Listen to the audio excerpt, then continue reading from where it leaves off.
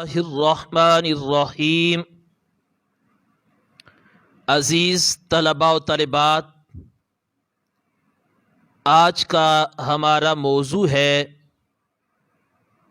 حضرت سیدنا امام زین العابدین رضی اللہ تعالی عنہ کا انداز زندگی۔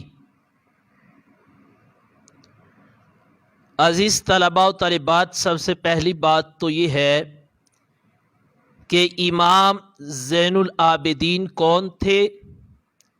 امام زین العابدین کا اصل نام کیا ہے؟ امام زین العابدین رضی اللہ تعالی عنہ یہ حضرت سیدنا امام حسین رضی اللہ تعالی عنہ کے بیٹے ہیں اور حضرت سیدنا علی المرتضی رضی اللہ تعالیٰ عنہ کے پوتے ہیں، اور امام زین العابدین کا نام علی بن حسین ہے اور آپ کا لقب زین العابدین ہے۔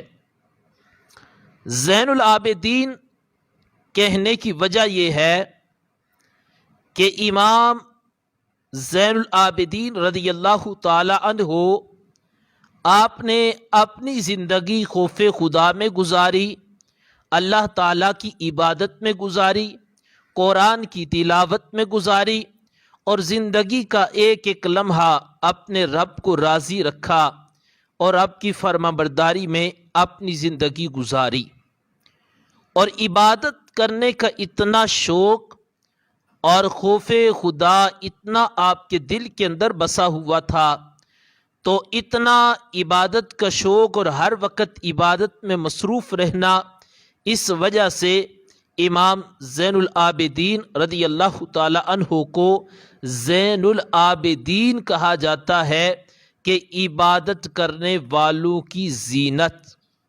آپ عبادت گزار لوگوں کی زینت ہیں، اس وجہ سے امام زین العابدین کے نام سے یاد کیا جاتا ہے۔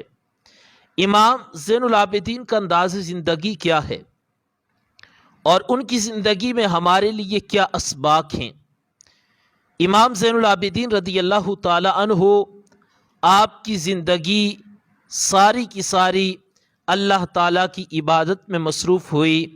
آپ ایک بہت بڑے عابد زاہد بھی ہیں، عالم بھی ہیں، بہت بڑے مفتی بھی ہیں، اور رب ذوالجلال نے آپ کو ان تمام نعمتوں سے بھی نوازا ہے۔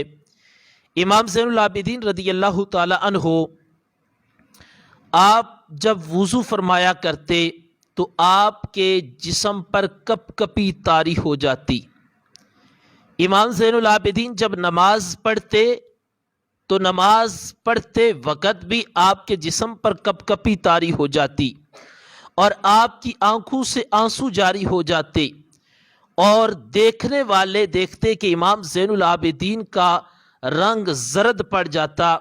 جب آپ سے یہ سوال کیا گیا کہ اے امام زین العابدین، آخر اس کا سبب کیا ہے کہ وضو کے وقت بھی آپ کے جسم پر کپ کپی طاری، نماز کے بعد بھی یہی حالت ہے، تو آپ فرماتے، لوگوں، میں رب کی بارگاہ میں جب حاضر ہوتا ہوں تو مجھے ڈر لگتا ہے کہ پتہ نہیں میرا رب میرے ساتھ کیا معاملہ فرمائے گا۔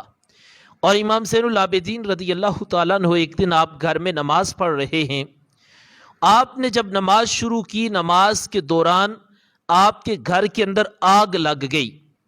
اب لوگ جمع ہوئے اور انہوں نے امام زین العابدین کو آوازیں دی کہ آپ نماز کو چھوڑیں اور گھر میں دیکھیں کہ آگ لگ گئی ہے۔